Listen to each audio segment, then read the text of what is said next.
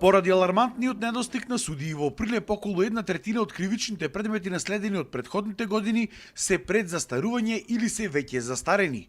Ова е ставот на дел од адвокатите кои што се жалат дека во моментов во Основен суд Прилеп има само 6 судии.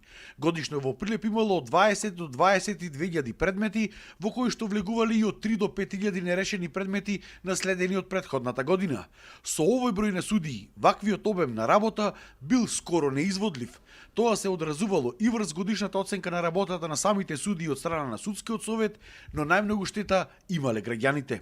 Структурата на предметите кои се останати во работа е таков да пола од тие предмети од 7 до 8 илјади предмети се кривични предмети, 7-8 илјади се граѓански предмети. Да не ги набројувам за останатите нерешени и наследени предмети од претходната година.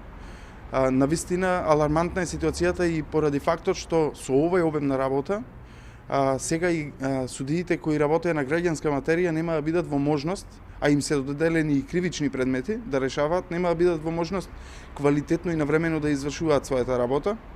Недостигот на кадар штетно ќе се одрази врз работењето и врз странките и граѓаните. И од овие 6 судии за неколку месеци 2 ќе заминат во пензија, што значи дека Прилепскиот суд ќе остане само со 4 судии. Судењата се одложуваат и по 5 месеци. Најбројни се имотно-правните спорови во граѓанската материја, како и оставинските предмети, а во кривичната материја најбројни се прекршоците. Најголем застарување имаме и ризик кај кривичните предмети. Сега се направи еден добар потез, се делегира судија од Ресен, судика, и таа ги презеде кривичните предмети, но рачунајте дека и треба време, припреми, да ги проучи, да закажи рокови и така натаму, што значи со еден збор дека состојбата не е баш добра. Исто така, дел од кривичните предмети се распоредени кај преостанатите судии.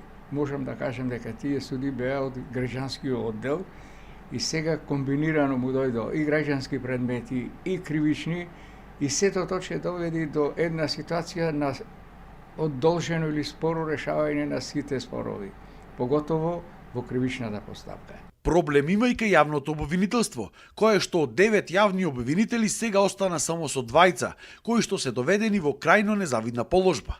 Во оваа катастрофална ситуација се поставува прашањето дали воопшто некој ќе понесе одговорност за застарувањето на делата и за неодговорното водење на кадровската политика и ненавременото назначување на судии и обвинители во Прилепскиот суд.